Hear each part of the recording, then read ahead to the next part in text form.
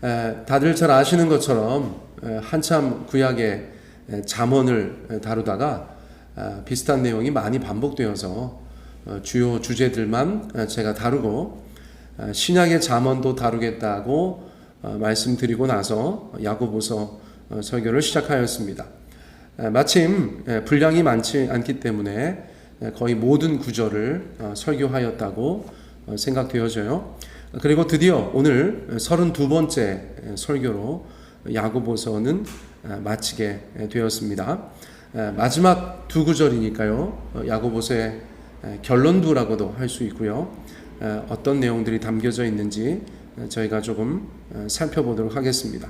자, 19절 말씀 보니까 내 형제들아 너희 중에 미혹되어 진리를 떠난 자를 누가 돌아서게 하면, 이런 말씀이 있어요. 조금 무거운 주제다, 그렇게 본능적으로 알 수가 있죠. 주의 형제 야고보는 성령 안에서 야고보 공동체의 형제 자매들에게 그렇게 말하고 있습니다. 너희 중에 미혹되어 진리를 떠난 자를 누가 돌아서게 하면, 그렇게 말씀하고 있죠. 자, 이 구절을 통해 볼 때 야고보의 공동체에는 미혹되어서 진리를 떠난 자들이 있었던 것을 알 수가 있어요. 자, 미혹된다는 것은 속는다는 것입니다. 속는다는 것. 자, 속는다는 것은 여러 가지 의미로 접근할 수 있겠죠. 마귀의 역사를 통해서도 저희가 속을 수 있고, 또 세상의 여러 가지 속임수에도 저희가 넘어갈 수 있는데, 중요한 것은 진리가 아닌 것처럼 말하는 그런 많은 것들을 통하여서 신자들이 때로는 속을 수 있다, 미혹될 수 있다는 것을 성경은 저희 가운데 누누이 말씀하고 또 강조하고 주의하고 있습니다. 그럼에도 불구하고 세상이 많이 변하고 세월이 지났지만 이런 이야기들은 낯선 이야기들은 아니에요. 오늘날도 비슷한 일들이 있기 때문입니다. 저도 33년 교회 다니면서 5개 교회 정도를 그렇게 거쳐왔는데요. 그 과정 중에서 여러 신앙생활 같이 했던 자들을 기억하고 있습니다. 그런데 훗날 들리는 소문에 또 만남을 통하여서 그렇게 확인하는 것들은 정말 제 인생에서 저의 마음속에서는 당연히 신앙생활 하던 모습으로 기억하고 있는데, 그런 분들 중에서도 교회를 떠나 있는 분들, 또 신앙을 떠난 분들이 제법 있다는 것입니다.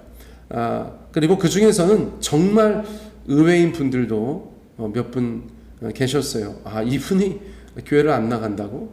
그런 생각이 절로 드는 분들도 계셨죠.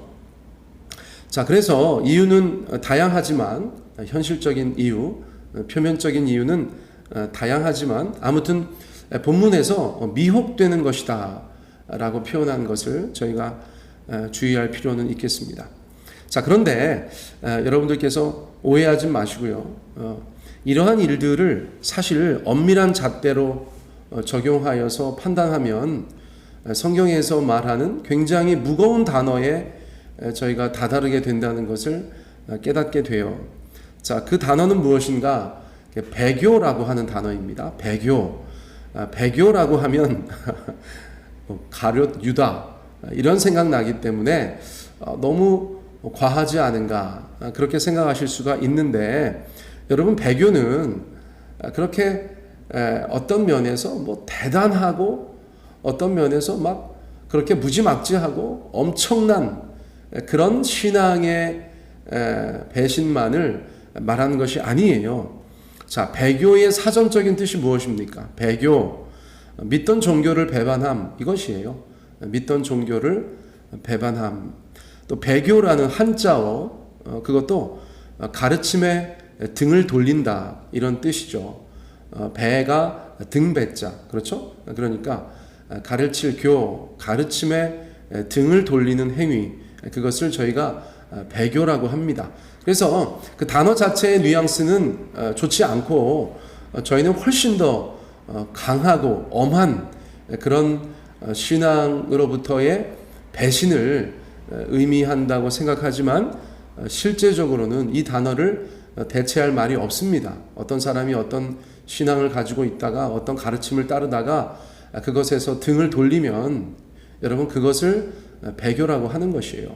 다시 한번 말씀드립니다. 이게 뉘앙스 자체가 좋지 않아서 많은 분들이 조금 부담스럽게 생각할 수 있지만 다른 단어가 없다. 다른 대체할 만한 개념이 없다. 그것을 말씀드려요. 자, 그러니까 기독신앙의 입장에서 볼 때는 기독신앙을 믿고 또 그 가르침을 따르다가 예를 들어서 이단 사이비에 빠진다거나 또 전혀 얼토당토 않게 타종교로 간다던가 또는 이런저런 미혹 때문에 신앙을 포기하거나 또는 잃어버리게 되는 것, 이 모든 것들을 다 넓은 의미에서 배교라고 저희가 말씀드릴 수가 있는 것이에요. 자, 그런 차원에서 제가 먼저 좀 말씀드리고 싶은 것은 우리 사랑하는 세종 베다니 교회 성도님들께서는 꼭 신앙의 길에서 완주하시기를 축복합니다. 자, 이것이 굉장히 중요합니다. 천국 문까지 걸어가는 것, 천국 문까지 달려가는 것, 그 문이 활짝 열리고 그 안에 들어가서 우리 주님을 만나는 것, 여러분 이것이 저희들의 신앙의 최종적인 여정이 되어야 된다는 것이죠. 지금 우리가 이 교회 안에서 함께 신앙생활하는 것 할렐루야 아멘 감사 제목입니다. 자, 그러나 세월이 지나서 우리가 어디선가 다시 만났을 때 또 이런저런 모양으로 헤어졌던 우리 성도님들 소식을 듣게 될 때 우리는 여전히 하나님을 신실하게 섬기고 있는 현재 진행형 신자여야 된다는 것을 다시 한번 말씀드리고, 그 모든 길의 끝에서는 당연히 천국에서 만나보자 라는 그런 우리들의 신앙의 고백, 그것이 있어야 되겠죠. 자, 그러기 위해서 교회는 중요한 것입니다. 아프리카 얘기 가끔 제가 드렸죠. 속담에 혼자 가면 빨리 갈 수 있지만 함께 가면 멀리 간다. 또 제가 한마디 더 추가하자면 끝까지 갈 수 있지 않은가. 제가 그 말씀을 드리는 거예요. 하나님께서 교회 공동체를 주신 이유는 그런 것입니다. 혼자 있을 때 위태로운 분들 많죠. 주변에 많습니다.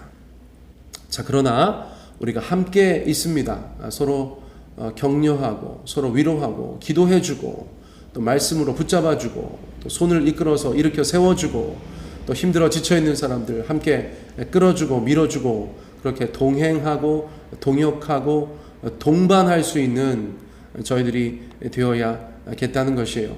자, 그런 의미에서 최근에 많이 생기고 있다는 가나안 성도들, 여러 차례 말씀드렸는데 거꾸로 하면 안 나가, 신앙은 있다고 하지만 교회를 나가지 않는 분들, 각자 이야기 들어보면 여러 가지 사정과 사연이 있습니다만 바람직하냐 바람직하지 않느냐, 그렇게 둘 중에 하나로 답하라고 한다면 저는 당연히 바람직하지 않다, 그렇게 말씀드릴 것입니다. 교회 안에서 여러 가지 모양으로 훌륭하게 섬기고 봉사했던 분들, 여전히 신앙을 유지하고 있지만 위태롭고 신앙을 유지하고 있지만 발전하고 있지 못한 그 많은 우리 동료들, 우리의 형제자매들, 여러분 그분들을 다시 교회로 이끄는 것도 현 세대를 살아가는 우리들 가운데 귀한 사명이라고 생각합니다. 지난 이야기이긴 하지만 제가 처음에 교회 개척하고 이런저런 기도 제목 가지고 한참 많이 기도할 때에 제 마음 가운데 하나님이 주셨던 그런 감동적인 마음이 있거든요. 가나안 성도들 제 마음에 떠올리게 하시면서 다시 그들의 예배를 받고 싶다, 그런 감동을 주셨던 기억이 또렷합니다. 그리고 나서 제가 주변의 여러 가정들 위해서 기도할 때 저희 교회로 등록하여 들어오신 분들이 여러 가정이 있으셨어요. 지금도 저희 교회에 다니고 있는 가정들도 당연히 있습니다. 여러분, 주님께서 그들의 예배를 받으셨었고 지금도 받고 싶어 하신다는 사실을 기억하면 우리 주변에서 신앙은 있다고 하지만 이런저런 이유 때문에 교회 나가지 않는 분들, 저희가 그런 분들을 다시 주님 앞으로 돌이키게 하는 것도 오늘의 본문 말씀과 크게 다르지 않다, 그렇게 말씀드릴 수가 있겠어요. 자, 그런데 다시 본문으로 돌아가 보면 많은 성경신학자들이 이 본문에서 이단 사입이나 타종교나 뭐 신앙을 떠나는 것 이런 것 관련하여서만 말하는 것이 아니고 실천적인 배교에 대해서 말하고 있습니다. 자, 이 말은 제가 따로 들어본 적이 없어요. 제가 어젯밤에 만든 것이에요. 실천적 배교. 실천적 배교라는 것이 무엇인가? 겉으로 볼 때는 배교가 아닌데 그의 말과 행동을 살펴보면 배교와 다르지 않은 그런 모습을 저희가 실천적 배교다 그렇게 말할 수 있을 것 같아요. 오늘의 본문을 많이 연구한 분들 또 당시에 이런저런 상황들을 연구한 분들께서 야고보 공동체의 어떤 사람들이 실천적인 배교를 했다 그렇게 이야기하는 것들이 있어요. 자, 예를 들면 이런 것입니다. 어떤 교인이 있습니다. 교인이 있어요. 신앙생활을 하다가 그런데 미혹에 빠졌어요. 마귀의 미혹이든 세상의 미혹이든 어떤 미혹에 빠져서 속았어요. 그래서 죄의 길로 들어섰습니다. 세상에는 여러분 죄의 길이 많습니다. 신앙의 길을 가다가 조금만 좌회전하면 죄의 길이에요. 조금만 우회전하면 죄의 길입니다. 거기서 유턴하면 죄의 길이에요. 우리 인생길에서 죄의 길이 얼마나 많습니까? 자, 그런데 어쨌거나 그 교인이, 가상의 교인이 그 죄의 길로 들어서서 그저 이런저런 모양으로 작은 죄를 진 것이 아니라 아주 심각한 죄를 지었어요. 자, 신자가 아주 심각한 죄를 지었어요. 자, 어떻게 해야 됩니까? 1번 회개한다. 2번 가던 길 간다. 자, 회개한다죠. 하나님께서 우리 가운데 회개라는 엄청난 축복의 길을 여셨다. 여러분, 이것이야말로 저희가 가장 주님 앞에 기뻐하고 감사해야 할 이유 중에 하나라고 생각합니다. 왜 그렇죠? 우리는 인생길 가다가 정말 다양한 모습으로 죄 지을 수 있어요. 여전히 그렇습니다. 저희들은 죄성을 가지고 있고 우리는 이 험한 세상, 이 정말 휘황찬란한 세상 속에서 죄 지을 수 있어요. 그런데요, 하나님께서 어떤 길을 예비해 두셨어요? 돌이킬 길을 예비해 두셨다는 것이죠. 그것이 바로 회개라는 것입니다. 사랑하는 성도님들, 저희가 인생을 살다가 그럴 수 있어요. 자, 그런데 계속 그 길을 가는 것은 그럴 수 없는 것이죠. 돌이키셔야 합니다. 회개라는 것을 통해서 예수님 앞에 나아가서 용서를 구하고 용서를 받고 다시 주님께로 돌아와서 그분 곁에 바짝 붙어 있는 것, 그것이 성도가 기억해야 될 첫 번째 신앙의 기본 자세라고 생각합니다. 자, 그런데 앞서 말씀드린 가상의 교인이 그 죄의 길에 들어서서 심각한 죄를 짓고 나서도 그 길에서 벗어나지 못하는 거예요. 그 미혹된 길을 계속해서 걸어가는 것이에요. 그런데 회개하지 않고 마음으로 돌이키지도 않고 그 죄 가운데 빠져서 세상에서 살아가면서 동시에 교회는 그저 나오는 그런 상태, 여러분 그것을 실천적 배교라고 표현할 수 있지 않을까, 저는 그런 생각을 하게 되었다는 것입니다. 자, 그런데 왜 배교입니까? 어떤 의미에서 배교입니까? 교회는 다닐지언정 삶에서는 하나님의 가르침에 등을 돌리고 있기 때문입니다. 자, 그런데 여러분들께서 갑자기 혼란스러워 하실까봐, 아니 다 세상 살고 있고 이런저런 모양으로 우리가 실수할 수 있는데 그리고 나서 교회 다니는 것을 배교라고 하는가? 아니죠. 여러분, 그런 부분에서 오해하시면 안 됩니다. 제가 말씀드렸지만 심각한 죄를 말씀하는 거예요. 심각한 죄. 성경에서 말씀하고 있는 바 아주 중대한 죄들을 짓고 그 마음에서는 완전히 하나님의 가르침을 떠나 있지만 여전히 교회 다닐 수 있죠. 저희 교회는 그 정도는 없으신 것 같고요. 그러나 실천적인 배교라는 개념은 얼마든지 성립 가능하다. 그것을 제가 말씀드리고, 저와 또 여러분께서 정말 무슨 신앙을 떠나고 교회를 떠나고 예수님 부정하는 그런 배교를 할 가능성은 낮지만, 오히려 어떤 면에서 교회는 좀 다녀야겠는데 세상에서 그냥 막 죄 짓고 나쁜 짓 하고 주님 마음 아프게 하고 주님의 가르침은 전혀 따르지 않고 완전히 주님께 등 돌리고 살아갈 수 있는 확률은 앞서 말씀드린 그런 노골적인 배교보다는 확률적으로 조금 더 높다. 그렇게 말씀드릴 수는 있을 것 같아요. 자, 무거운 이야기를 계속 전하고 있습니다. 자, 그런데 여러분, 우리 가운데 말씀하시는 것은 무엇입니까? 우리 주변에 그렇게 좁은 의미에서의 배교, 넓은 의미에서의 배교를 하고 있는 자들이 많이 있을 수 있다는 것이에요. 그런데 오늘 야고보서의 끝자락에서는 무엇을 말씀해 주고 있습니까? 그런 자들을 돌이키는 것에 대해서 말씀하고 있죠. 그런 자들을 돌이키는 것에 대해서. 20절 말씀 저희가 보겠습니다. 너희가 알 것은 죄인을 미혹된 길에서 돌아서게 하는 자가 그의 영혼을 사망에서 구원할 것이며 허다한 죄를 덮을 것입니다. 이것이 야고보서의 마지막 구절이에요.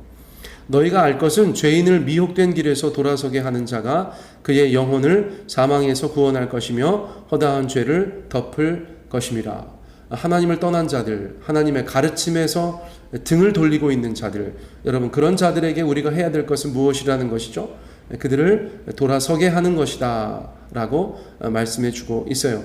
자, 이것은 의미 있는 일이지만 쉬운 일은 아니다 라고 말씀드릴 수가 있어요. 그러나 성경은 우리 가운데 그것을 말씀하고 있습니다. 희미한 가능성이라도, 그것이 힘들고 어려운 것일지라도 교회가 그것을 감당해야 함을 저희 가운데 말씀해 주고 있어요. 그리고 그런 일을 하게 되는 자는 아주 의미 있는 두 가지 일을 하는 것이다 라고 말씀하시는데, 첫째는 무엇입니까? 잘못된 길을 가던 사람의 영혼을 사망에서 구원하게 된다는 것입니다. 세상으로 나가든 교회 안에서 신앙을 떠나든 여러분 그들 가운데 사망이 예비되어져 있다는 것이죠. 자, 그러므로 그들을 돌이키면 사망에서 구원하는 것이다. 그렇게 말씀하고 있어요. 심각한 죄의 길을 계속해서 가게 된다면 치명적인 결말밖에 없겠죠. 교회가 그런 것들을 알게 되었을 때 먼저 기도하고 그런 영혼들에 대해서 적절하게 대처해야 된다고 성경이 말씀하고 있습니다. 또 두 번째, 그런 자들을 돌이키게 되면 진리를 떠나 미혹된 사람의 허다한 죄를 용서받게 한다. 이렇게 말씀하고 있어요.